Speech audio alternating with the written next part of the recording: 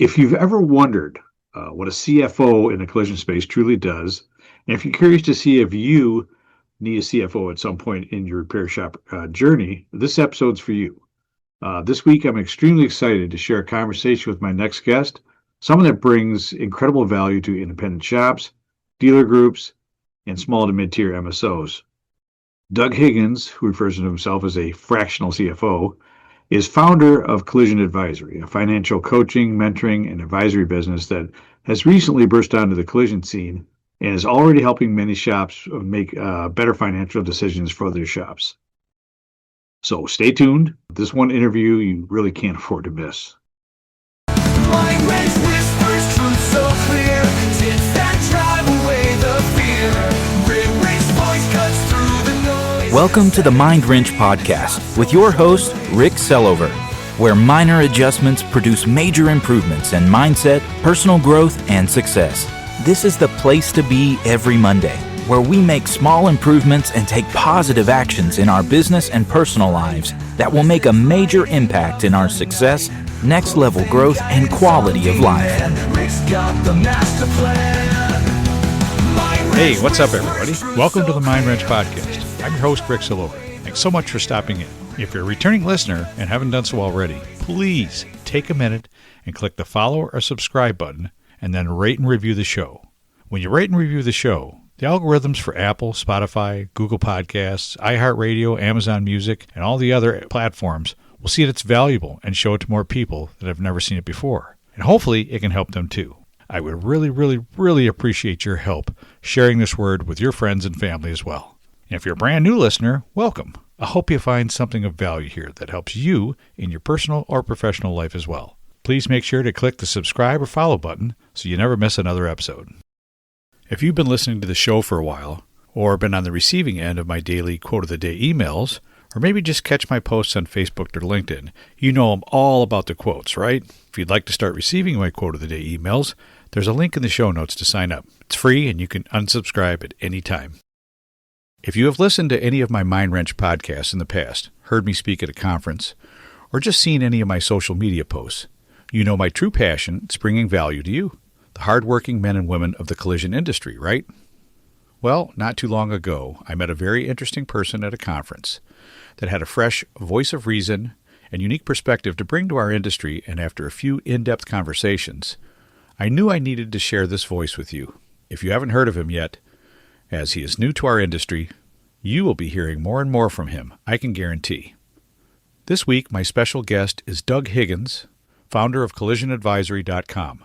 Doug is a fractional CFO and is going to share some financial wisdom with us today, so let's get right to that interview. Doug, welcome to the show. Thanks for having me, Rick. Excited to be here. Yeah, glad we could put this together. Real quick before I jump into what we're going to talk about today, I just got to share a story of how Doug and I met. So we've only known each other since like fall, right? Yeah. And if you've listened to any of my messages before, you know that I really emphasize the importance of networking and conferences and attending these things that are going on in our industry, because you never know what's going to happen, who you're going to meet, what's going to come of it, right? So I think it was last fall at it was CCG. Nashville. It was this. CCG conference. I was invited to go out to dinner with some folks from StatGun, and we all met at a bar where we were going to have a drink and then go get something to eat in their steak place there. So there was a whole group of other people from different companies like Fiberglass Evercoat and Stat, and Doug was there as well, and I met him. And anyways, we all ended up going getting a table and having a meal together. A bunch of strangers who don't know each other from different parts of the industry. And I'll tell you what, that was one of the best conversations and the best times I had at a dinner event like that. And it was just the conversation was just incredible. And Doug was a big part of that conversation. So we, kind of became fast friends. And here we are a few months later doing a podcast. So Doug, we'll be talking about the same things. Yeah. Right. It's awesome. Yeah. He's a very sharp individual. He knows a lot. And he's bringing some real world experience as a CFO for a large company that's outside the collision industry. So I won't spoil it for you, Doug. I'll let you give us a little intro on your background and how you ended up in collision. Sure. Well, as you said, I mean, obviously, I did not come up through collision, and I'll come back to this, but I do think that is useful in this particular case. My career was really operating finance, what I call like operational finance at a large scale, right? So it was managing P&L. I owned a P&L for the Midwest division, so I was the CFO for Kroger's Midwest region. Multiple billion dollars, hundreds of stores, that kind of thing. But it's the same, largely the same concepts as what you're doing in collision, right? You own a P&L, you're trying to run a strategic plan. I personally got heavily involved in making capital decisions, which shop owners make all the time. Sure. Do I invest in this equipment? Do I make this hiring decision, that kind of thing? And we were making those same decisions just at a bigger scale, but all the financial concepts at least are the same. Now I did spend a lot of time doing that. After a while, I moved into corporate M&A and did some more corporate level stuff. I kind of got tired of that, to be honest with you, because I started getting out of the operational stuff, which really I love to see when I make a decision or I help someone make a decision and there's an outcome. There's a measurable outcome that you can see on the financials. That is what I get out of bed for. And I was just in a cycle over several years of like, I was totally, disconnected from that. And so I had an opportunity to get into collision. I spent some time doing some research, and I was very blessed and thankful to have the opportunity to get into an MSO, pretty large MSO, independent large MSO, and learned the business, right? And understood the pain that everybody goes through on a daily, weekly, monthly, yearly basis in this space. Now, what's interesting is I came in at a really difficult time, right? Like, because this industry has, over the last few years, it's really been it's just been painful. It's been a struggle for a lot of people. And so I didn't even have a chance to get like my feet under me before it was just like, here we go. Like, this is Doug, tough. And we got to solve these problems. And so, I like to say that pain is one of the greatest teachers. And so, in my opinion, I couldn't have picked a better time to come in, because I learned more through pain than probably I would have otherwise learned. Right. So I'm very grateful and excited. But I got to the point where I kept seeing, collision owners making the same decisions without the clarity. And that's what drew me to start Collision Advisory, because I wanted to try to bring that level of strategic thinking that I was, that I had at Kroger to everyone. And that's why, and the reality is, and we'll talk about this later, but, most people don't need a full-time Doug. Like, it's silly. In fact, almost nobody in this space needs a full-time me. So, yeah, so that was the idea. That's where the fractional CFO piece comes from, isn't it? There you go. I love it. And you're right. You actually kind of came into this right at a critical time. It was a difficult time, but it's also a key time for someone like you to come into this industry, because there's such a need for that level of focus on the right stuff in your business to continue to succeed. It's not going to get easier for anybody, but the smarter you are, the more knowledge, the more connected people that you brought into your business, the biggest difference it makes, right? So, well, and I think too, Rick, one of the things I always say, and I think this is true regardless of the industry, regardless of the job, whatever got you to the place where you're at today will not get you to wherever it is that you want to go, assuming that you want to change your trajectory. If you're in a bad trajectory right now, you like whatever got you to this point will not get you out of that tailspin. And so I think that's where that level of strategic thinking helps you kind of figure out how to do something different. And, that's what I'm Yeah. trying to do. No, that's fantastic. So, some of the things I want to talk about, I know we talked a little bit before about this, is I think, my time in this industry, I spent as most of it as a distributor, in shops every single day, talking with owners and managers and technicians. And I could see a lot of that, years ago, that most of these shop owners really didn't know anything about business. They didn't know how to run a financial company. They didn't know how to watch their dollars, their most of them didn't even know what a P&L was, which is really scary. There's some really big customers I dealt with that did not have a P&L, and they just relied completely on their tax consultant or their CPA to tell them how they're doing and where they should be going. And I know there's some serious differences between a CPA and a Yeah. financial advisor. You want to dive into that a little bit? If you're running a collision shop, whether second generation, third generation, or original owner, grinding every day, putting out fires, chasing KPIs, working in rather than on the business, and wondering why progress still feels slower than it should, let's take a little pause right here. As a longtime industry supplier, performance coach, and host of this podcast, I've worked inside this industry for over 4 decades, and I've learned a few things the hard way. Tools and tactics absolutely matter, but mindset drives everything. How you think shapes how you lead, how you hire, how you grow, and how you show up when things get messy. That's where one-on-one coaching makes the difference. You get focused conversations, real accountability, and guidance tailored to you and your shop, not generic cookie-cutter advice. The collision repair business has changed dramatically in the last few years. The technology, the tools, the equipment needed to repair today's new vehicles.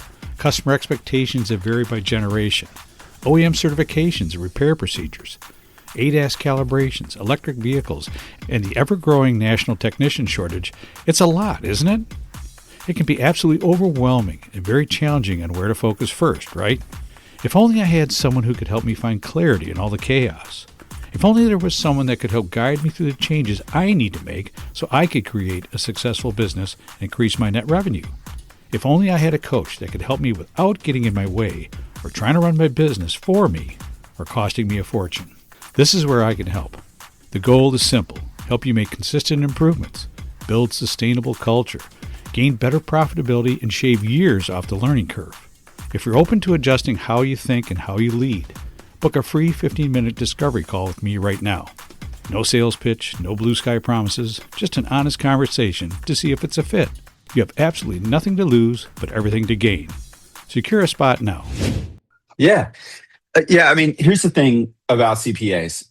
They are absolutely necessary in any business environment.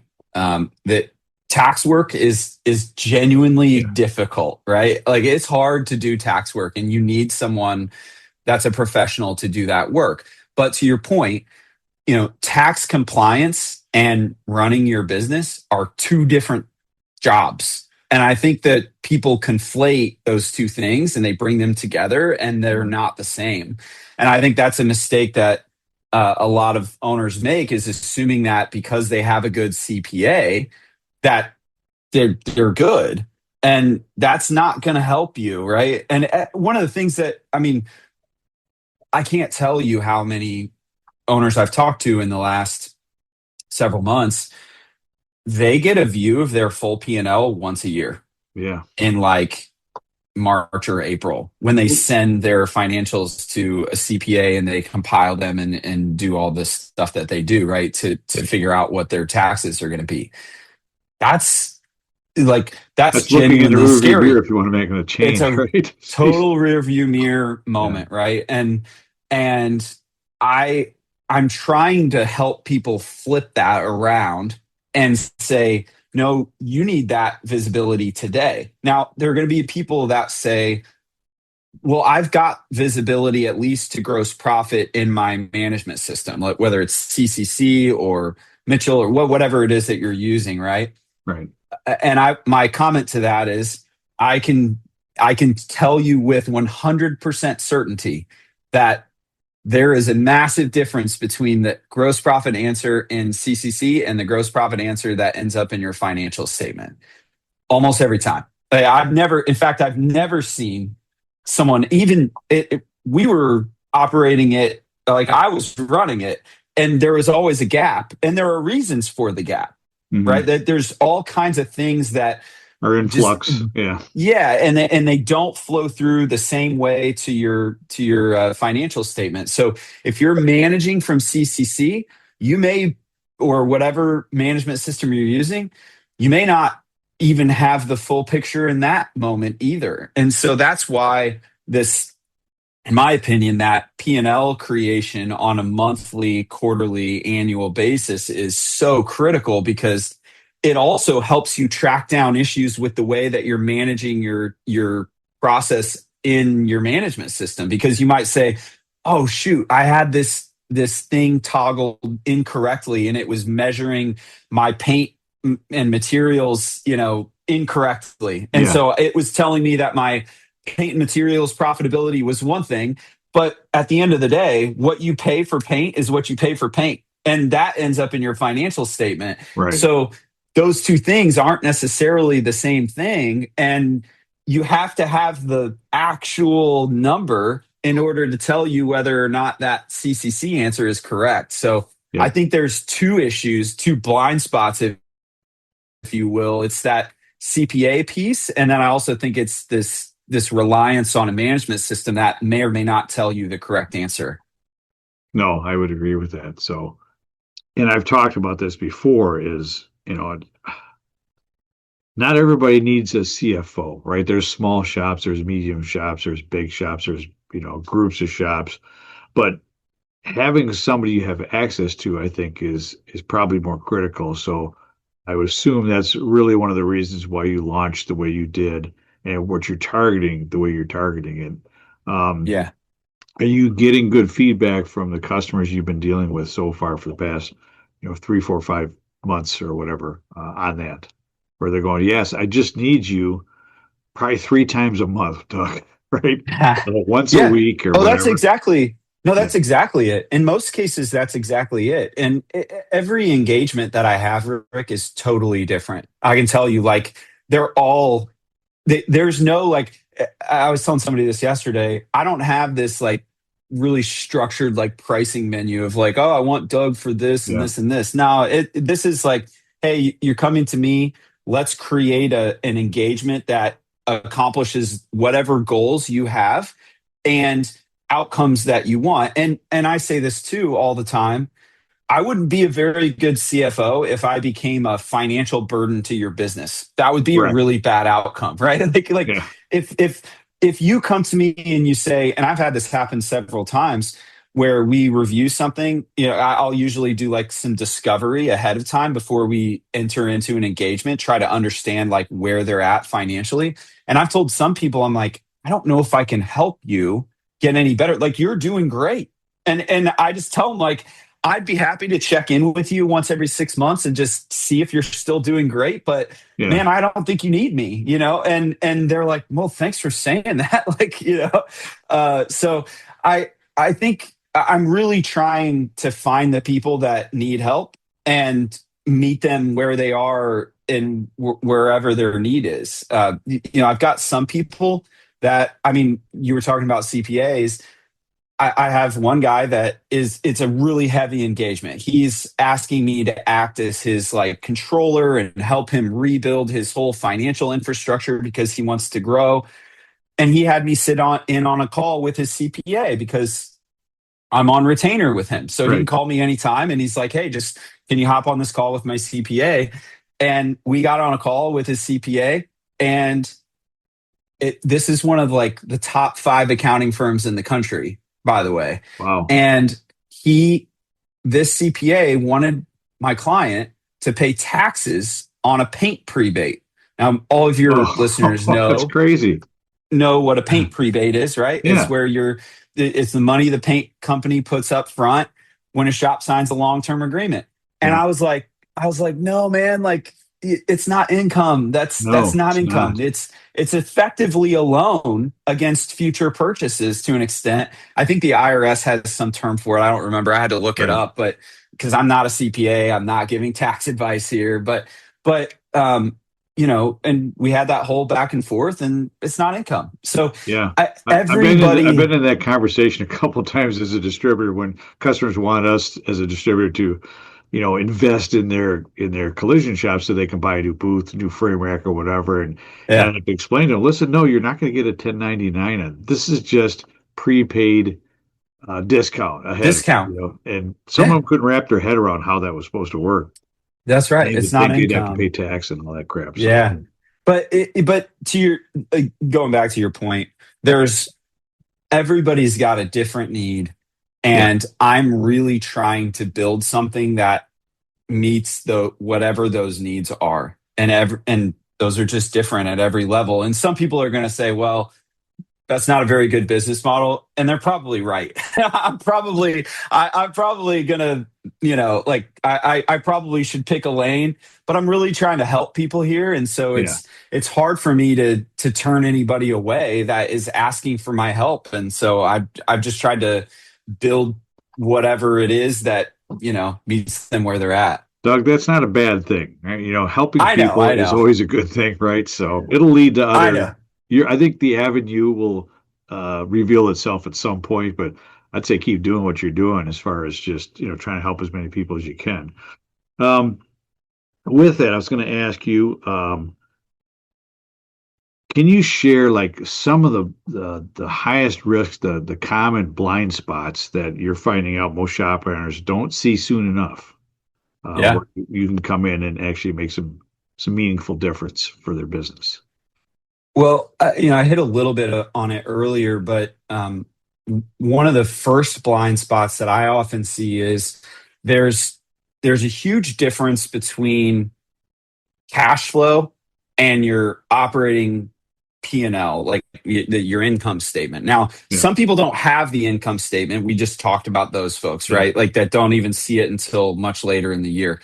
Those people that don't have this piece are probably operating from their bank account. So they yes, just know, like, okay, and they probably understand cash flow really well, right? Because they're like, hey, I know that this is going to go out on this day and this thing is going to come in and that sort of thing. So they understand cash flow and don't yeah, understand the P&L piece. And then you have some people that are actually the opposite, and they actually have P&Ls, and then they don't understand cash flow, and they can't figure out. They're like looking at their P&L and they're saying, gosh, it says I made money and my bank account is like depleted. I don't know what's happening. And so that to me, that one is one of the biggest blind spots that I see is this profit versus cash, right? And right. these two things, they work together, but if you don't understand how they work together, you're never going to solve the mystery of the bridge between those two things. And so that's one of the biggest areas that I see a blind spot on. The second one that I often see is if you have a P&L or if you're managing from your management system, Mhm. is what I call like department economics. That's probably more like a Kroger term. But a shop has like labor, right? You've got Yeah, parts, you've got paint, sublet, you've got different carrier mixes, right? So like you might have a pay mix that is, hey, I've got X% of customer pay and X% is State Farm and X% is Progressive. Most right. most folks don't understand their mix, and the P&L. If you don't have your P&L set up correctly, it's all just blended together, right? Yeah, And especially if you're relying on your CPA to tell you, they have no clue. They're just throwing it all in. It's just like, oh, this is all just sales. This is all just expenses. They don't care about any of those pieces. And we talked about earlier, CCC or whatever management system you're right. using kind of has some of those pieces, but they may or may not be telling you the right answer. And so that's where I think there's another huge blind spot Yeah. is this lack of visibility into the department level economics, if you Yeah, will. I know exactly what you mean. There's like within CCC, I have a couple customers I work with in the evenings, and I've got one of them I always work with him on his P&Ls. And I found through CCC, you can look at your mix, so you can look at all your State Farm, your Yeah. AAA, and by department or by brand, you can see Yeah. what their profitability is on that, and Yes, you can. how much of a percentage of your business is, all those other things that can help you make better decisions on, all right, I think I could feel pretty comfortable dropping my DRP program with this guy because Yeah. he's 13% of my business, and Yeah.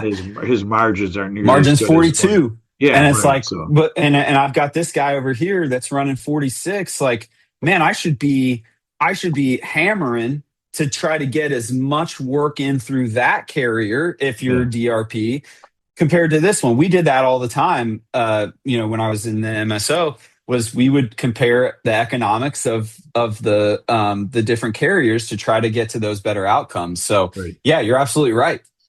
All right. Now, to be clear, Rick, though, Yeah. one thing I want to say, none of this means that anybody is like bad at business necessarily. Yeah. It just means that the reporting that you're using was built to file a tax return, right? That's the whole point. It's not built to run a shop, and those two things are just totally different. So it's you can't run your shop off of it. No, I would agree. I think just for the past 30 some years, shops never really ran it like a business. And I don't know how many, I'm not that sharp on it. I don't know how many software companies there are out there that actually do a really good job helping you financially manage your collision business, because it is a Oh, unique business. So I don't know if you've seen I anything mean, out just there or not. not really. Here's what I have seen, and you could probably attest to this. I actually saw, I'm not going to get it right, but I actually saw a stat recently. It was in the dealership space, which is similar. Yeah. And they were talking about how AI, I think it was like 84% of people in dealerships are frustrated with AI and don't feel like AI understands their business, right? I think that has to be true for collision as well. Yes. And one of the things that and I know is AI will probably never understand your business. Like, you're not going to be able to build it in a way that only knows collision, right? And Right. so I think that a lot of people are trying to solve that through AI. Like, they're trying to be like, oh, Try to I'll just solve dump it everything into, through AI. yeah, it's like, oh, I'll just dump all my P&Ls into AI. And Yeah. like, I could tell you with certainty because I've tried it just to see what it would do. It's total trash most of the time, No right? kidding. It's like Okay. the outcomes are, I mean, it's not bad, but it gets you a decent part of the way. But if you don't know what you're looking for or the right questions to ask, you're going to get to a bad outcome most of the time. Right. It might get you further than you are today, but it's not going to get you all the way. Right. Yeah, that's another discussion with AI. Yeah, we could have that one another Everybody's time. trying to utilize, and me included, everybody's trying Yeah. to utilize it for a lot of things in life. And there's a lot of things it's really good at, and Oh, the so better good. you get in understanding how it works and what you need to put in for prompting and all that stuff, makes a massive difference. But collision, I don't know why collision is such a bizarre sector of business Well, in there's so many business. variables. Yeah, there's way too many variables, but Well, and at the shop level, as you well know, we're talking about and I think you and I had this conversation over dinner. But it's, this is a variable manufacturing business. Literally yeah, every car is different that you produce, every single one. So just think about that. Like, you can't, there's no one size fits all. Like, most of these computer systems, because that's what an LLM is, that's what an AI is, it's built around guardrails. Well, this right, this industry really has none. It's like every single answer is different. And I yeah, just told you, right? Like, every person I talk to has a different need. So if I tried to apply an AI to meet their need, it would be wrong right, because they can't, their need is different than this guy's need or that gal's need or whatever. So that's where the computer isn't quite capable yet of jumping over that hurdle, because that's a bigger human hurdle, I think. right. I know where you came from. Everything was a lot more clear cut. in how you did your job, and you're kind of Yeah. learning on the fly here what fits with collision and what doesn't. So, but you had a kind of a vision, right, when you decided to start collision advisory. And what did Mhm. that vision look like to you? You know, stretching out, let's say 5, 10 years from now, what did that look like for you? Oh, I mean, Rick, I was like, you know, I thought in my head, I was like, I'd love to help, 5, 10 owners a year, like maybe, and get in front of maybe one new owner a month or something like that, and then kind of let it level out and just try to help, right? I mean, at the end of the day, I know I said this earlier, but I want owners to understand what their business is telling them while they still have options. That is the Yeah, mission right here, is know your numbers and then build what's next. I don't know where I came up with that tagline. It just surfaced at some point. But right now that financial picture for all of them shows up too late, or it's in a format that's impossible to act on. Whether somebody took on the wrong debt or hired ahead of the work, or just never saw that they had several locations and one of them was bleeding. I want owners seeing that. And so to me, like, it, my answer to this would have been different 3 months ago when I launched it than it is today. I now believe I can probably do have more of an impact than I thought that I could. I could see, this thing helping a lot more people. I and this ties into something else that I've been and toying with, and I think I said it to you, but I believe that independent owners exist at one of the most difficult, but one of the most opportune times probably in the history of collision, because you have these opportunities, especially with technology, to move faster and with more conviction probably than larger players. And so what I'd love to see is for collision advisory to be tied in with as many independent folks as possible to build thriving businesses that right. make it through this difficult time and come out better on the other side. And I mean, to be honest with you, some of those businesses that I will partner with will probably swallow up some other ones that aren't able to adapt. Right. And they will take those opportunities to continue to give other people in the collision space opportunities to grow and to continue to build. So yeah, I mean, I don't know exactly what it looks like. My vision changes probably every day. Which is, the Yeah. entrepreneur's dilemma. I think I wrote about this recently, where I feel like I have, I've taken on this entrepreneurship moment, and your audience knows this. Most of your Yeah. audience is probably entrepreneurs and are full of entrepreneurs, and so they understand this better than I probably do. But you have 15 things that you could do, and you got to pick something here to focus on. And I'm Right. struggling with it right now because I It's hard to told you, do I'm like, everything at once. You got to yeah, pick a yeah, couple and I'm things trying to to work help with. everybody. And so I don't know, Rick. I'm gonna kind of let the need take me where it goes. And I'll probably try to sort out some of that stuff on the back end. I have a tendency to say yes and then figure it out, Right. to somebody that needs help. And so that's yeah, Okay. I wish I could communicate some like clear vision of like, oh, we're gonna be, whatever. But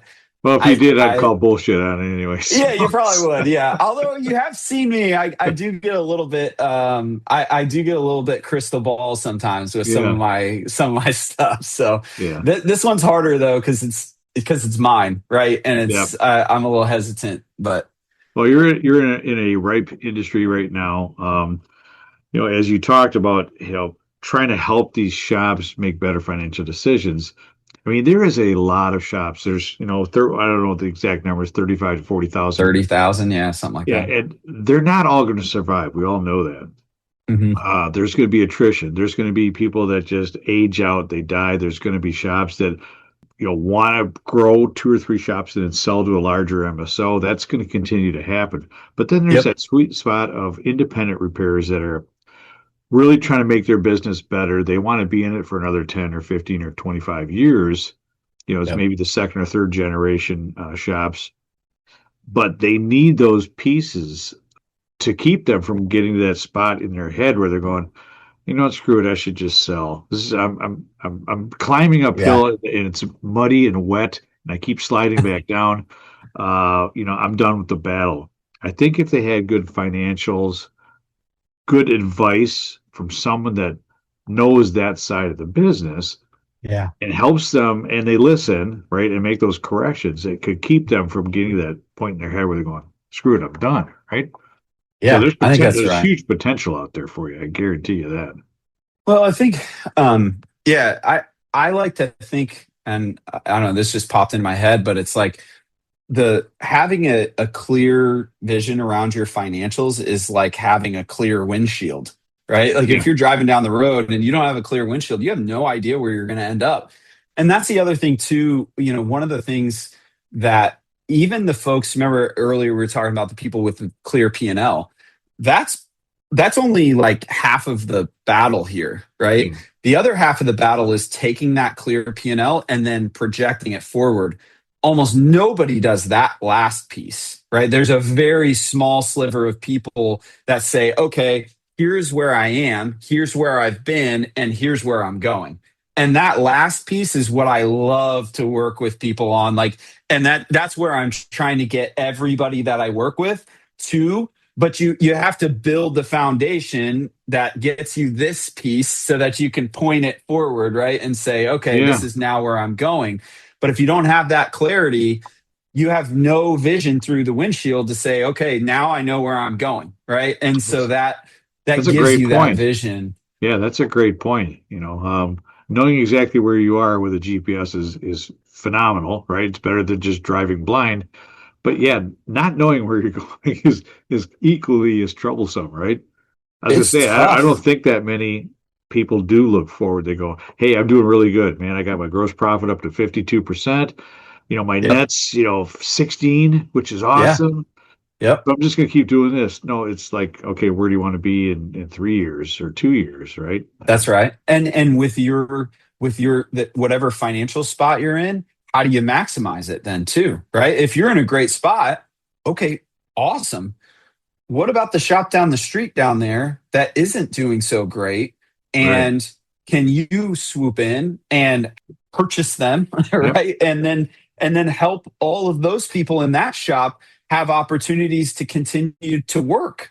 And that's a big deal. That's, in my opinion, that is one of the biggest, what do I want to say? It's a obligation to some extent of high performers, is to extend your high performance so that more people can come in under your umbrella and have an opportunity to excel and to provide and work. So Right. I think there's so much there, and I think there's a lot of people that are great, that like great performers. They do the work correctly, and they perform well on the business side, and they don't then push that forward and say, okay, where am I going now? Right. No, I agree. That's a great way to sum that up. So, we're gonna, as we wrap this up soon, I want to ask you just a couple more things. So, Sure. uh, number one, this may sound off the wall, but you came from a pretty normal business model, being at Kroger, being Hmm. their CFO, right? There wasn't a whole lot of variability, and you understood the business well, did great for them. Coming into collisions business, excuse me. What is the most bizarre fact about this industry that you still going, oh my God, I still can't believe this. I can't believe they operate this way. Is there one thing in particular that's so incredibly unique to this business that you would not expect to see? Yeah, that one's tough, Rick. I think. Just narrow it down to one.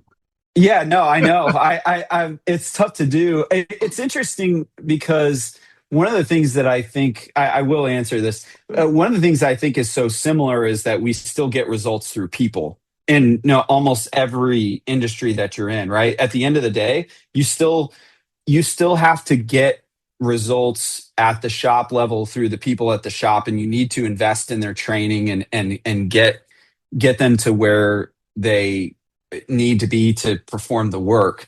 I think that is probably one of the most, I don't want to say bizarre, but it's a totally different thing than I was used to. I was used to, like, the training was pretty basic, right? It's Yeah. like put groceries on the shelf, interact with customers, that kind of thing.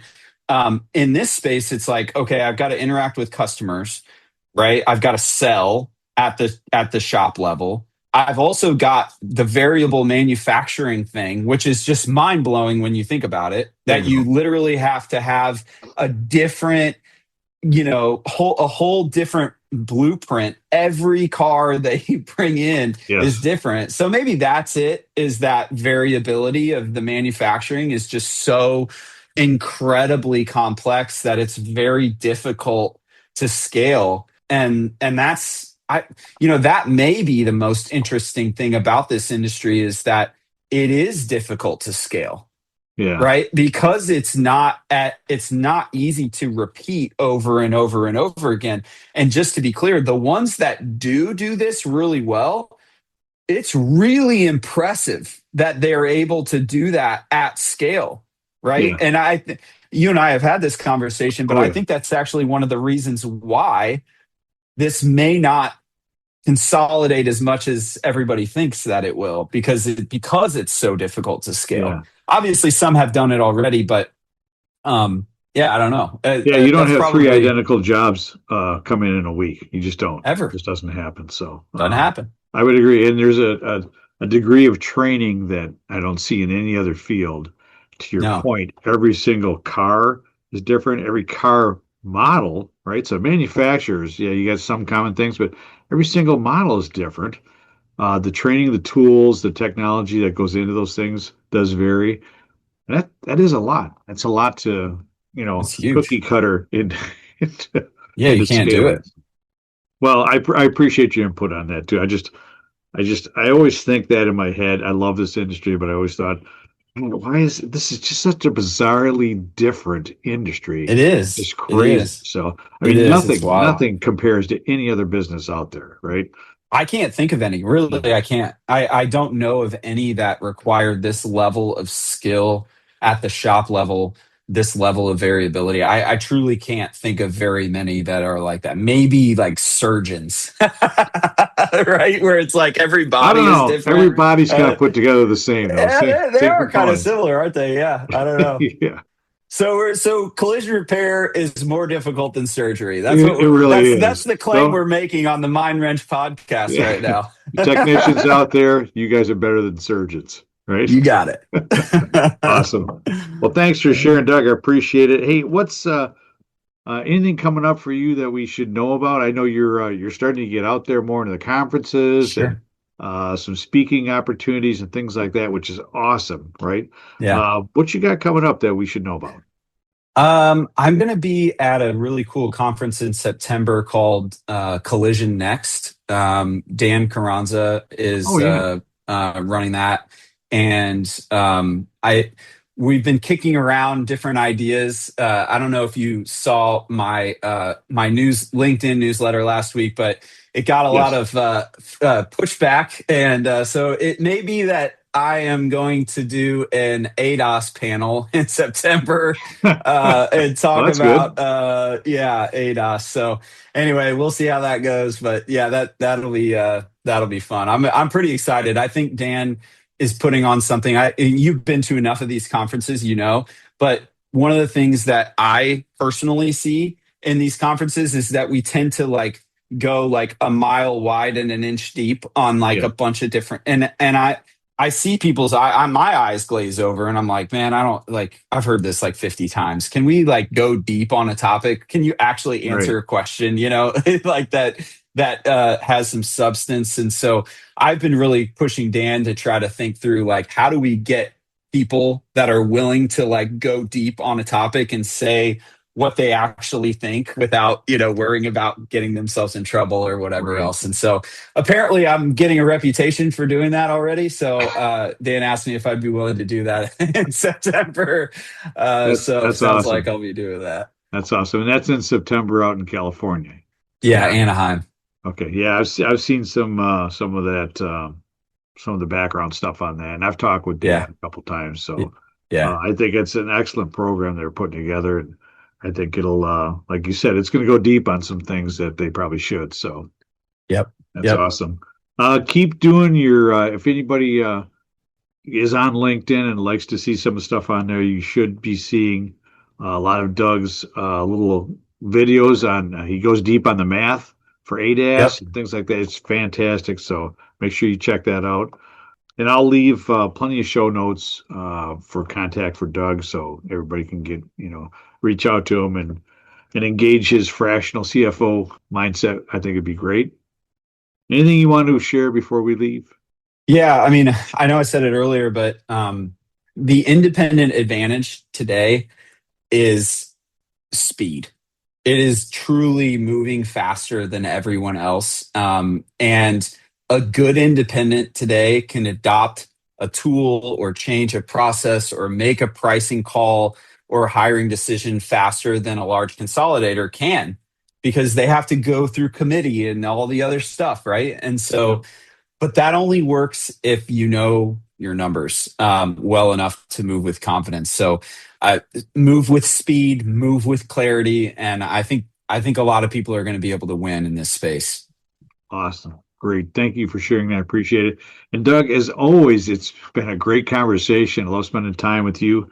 I look forward to seeing you again at one of the upcoming conferences. I'm sure we'll cross paths here soon. So, and I'll probably have you back on. We'll do a deep dive on ADAS and That'd be the great. math behind it. I love the math behind it. It's awesome. So, okay. Once again, thank you, Doug. I appreciate you being here, and thank you, listeners, for tuning in today. Hope you got some good value out of this. And once again, if you got any questions on that CFO side of the business, financials, please reach out to Doug Higgins, okay? I'll leave all of his information in the show notes. With that, thanks for being here. Appreciate it. Hey, thanks for listening to the Mind Wrench podcast. I hope you enjoyed our conversation. If you found value in today's interview, please subscribe, leave a review, and share this episode with others in this industry. You can reach today's guest, Doug Higgins, at collisionadvisory.com. I'll leave Doug's contact info in the show notes. You can find this podcast and much more from me at ricksalover.com or look for the Mind Wrench podcast on YouTube. We'll see you next time. Well, that's all I had for you today.